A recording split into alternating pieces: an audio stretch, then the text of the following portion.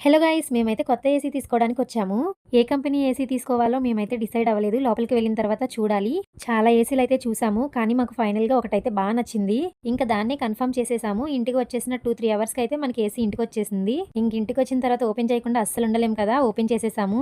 ఒకసారి చూసేసి మళ్ళీ ప్లాస్టర్ వేసేసాము. ఇంకా మన ఖుషి తల్లి విన్యాసాలు చూడండి. బెడ్‌లా ఫీల్ అయిపోతుంది. ఈ ఏసీ ఇంత అర్జెంట్‌గా కొనడానికి రీజన్ ఏంటి అంటే, మా ఇంట్లో ఉన్న ఏసీ ఓల్డ్ మోడల్ అవ్వడం వల్ల పవర్ బిల్ చాలా ఎక్కువొస్తుంది మాకు.